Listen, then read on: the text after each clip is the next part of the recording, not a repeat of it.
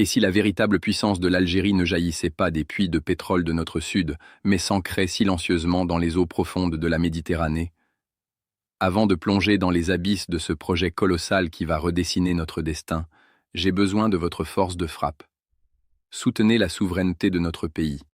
Abonnez-vous, laissez un pouce bleu et partagez cette vidéo en masse. L'algorithme doit comprendre que notre avenir économique nous importe plus que le divertissement éphémère. Écrivez le mot « souveraineté » dans les commentaires si vous croyez au potentiel de notre terre et de nos mers. Votre voix compte, faites-la résonner. Pendant trop longtemps, nous avons vécu le regard tourné vers l'intérieur, vers ces terres arides où le silence n'est rompu que par le souffle des torchères. Nous avons appris à considérer notre richesse comme une substance invisible, enfermée dans les profondeurs géologiques, une manne qui jaillit sans que la main de l'homme n'ait à sculpter le paysage. C'était l'ère de la contemplation passive, celle où la rente dictait le rythme de nos vies et la forme de nos rêves. Mais aujourd'hui, un frisson nouveau parcourt l'échine de la nation. Ce n'est plus le grondement souterrain du gaz qui nous appelle, mais le fracas rythmé des vagues contre les falaises de Cherchell. Nous redécouvrons que notre véritable héritage n'est pas seulement dans ce que nous extrayons, mais dans ce que nous bordons. Cette Méditerranée qui, loin d'être une barrière, est le premier théâtre de notre puissance retrouvée. Le projet d'El Hamdania n'est pas une simple infrastructure portuaire, c'est un acte de réveil philosophique. C'est le moment où l'Algérie cesse de se voir comme un simple réservoir d'énergie pour se percevoir enfin comme un carrefour de destin. Il y a une poésie brutale dans la transformation de ce littoral. Là où le sable et le rocher se rencontraient dans une solitude millénaire, s'érige désormais le symbole d'une volonté de bâtisseur.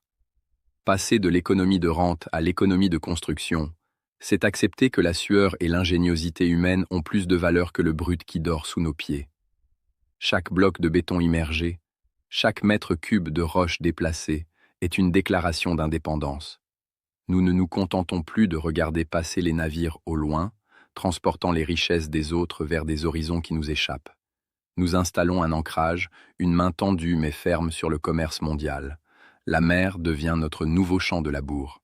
Si le pétrole était une richesse du passé, une ressource finie qui nous enchaînait aux fluctuations d'un marché capricieux, la géographie, elle, est éternelle. En investissant ces eaux profondes, l'Algérie ne cherche pas seulement à équilibrer ses comptes, elle cherche à retrouver sa place organique dans le concert des nations maritimes. C'est une méditation sur la verticalité. Nous ne creusons plus pour puiser, nous construisons pour nous élever. Cette transition exige une métamorphose de notre esprit national. Le sable du Sahara, que l'on croyait stérile, et les eaux de nos côtes, que l'on croyait passives, fusionnent aujourd'hui dans une vision stratégique globale. La terre d'Algérie ne nous demande plus seulement d'être ses gardiens, elle nous somme d'être ses architectes. Cette nouvelle dignité ne se mesure pas en barils, mais en capacité à transformer notre environnement pour qu'il serve une ambition qui nous dépasse. Nous sommes en train de briser la malédiction de la facilité pour embrasser la complexité du monde moderne. Chaque pilier planté dans le fond marin d'El Hamdania est une racine que nous lançons vers l'avenir, une promesse faite aux générations futures que nous ne leur laisserons pas seulement des réserves épuisables, mais un outil de travail indestructible, une porte ouverte sur tous les continents. C'est ici, dans le silence des grands fonds et le tumulte des chantiers, que se dessine la fin de l'attente et le début de l'épopée. L'Algérie ne subit plus sa chance, elle la fabrique avec la précision de ceux qui savent que le temps de la rente est révolu. Et alors que le socle de cette nouvelle puissance se stabilise sous les eaux, une autre révolution, plus froide et plus tranchante, commence à s'emparer de la structure même de ce géant. Au-delà de la poésie du rivage et de la symbolique du béton, c'est une architecture de l'intelligence pure qui s'érige, un système nerveux de haute précision destiné à transformer l'Algérie en un centre de calcul logistique à ciel ouvert.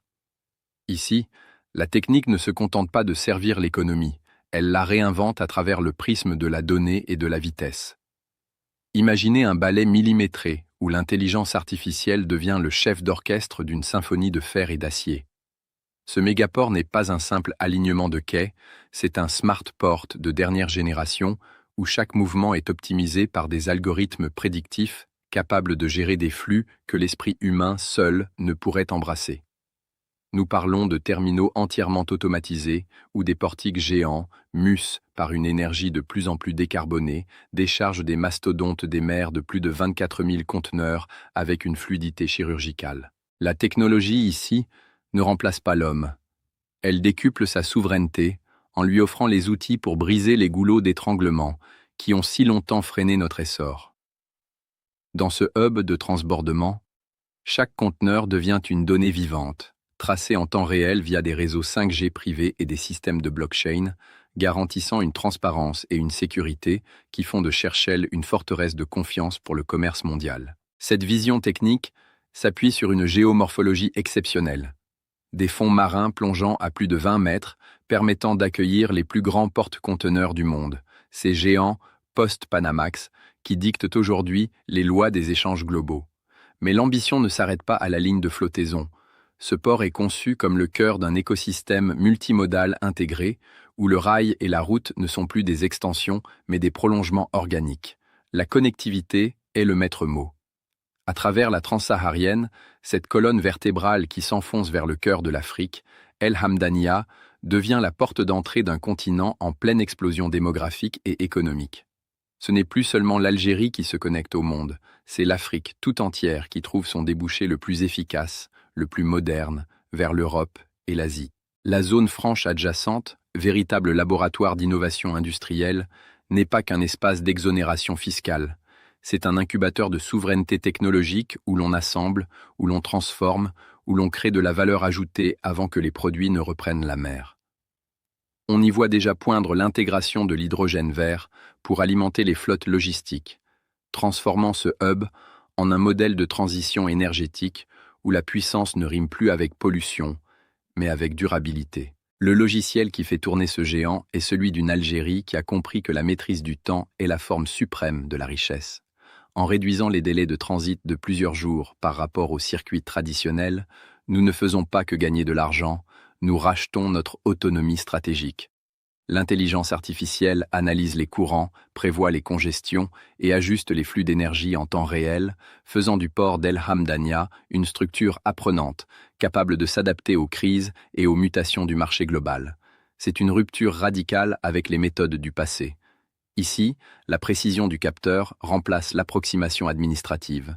Cette infrastructure visionnaire est le socle sur lequel repose une nouvelle forme d'ingénierie nationale, capable de rivaliser avec les ports les plus automatisés de Singapour ou de Rotterdam. Nous construisons une plateforme qui ne dort jamais, un moteur synchrone dont les pistons sont des grues automatiques et dont le carburant est l'innovation constante.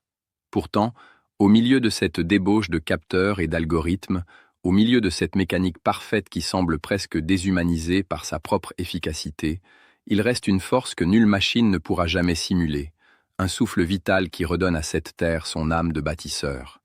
Car derrière chaque ligne de code et chaque structure de titane, il y a le visage d'une nation qui se lève, une volonté humaine qui, des bureaux d'études d'Alger jusqu'aux confins du Grand Sud, commence à reconquérir l'espace et le destin. Mais tout ce gigantisme technologique, toute cette précision froide des machines et des algorithmes, n'aurait aucun sens profond sans le battement de cœur d'une nation qui se réapproprie enfin son sol. Car derrière chaque portique automatisé et chaque ligne de code, il y a le souffle d'une jeunesse qui a cessé de regarder l'horizon comme une ligne de fuite pour l'envisager comme un territoire de conquête.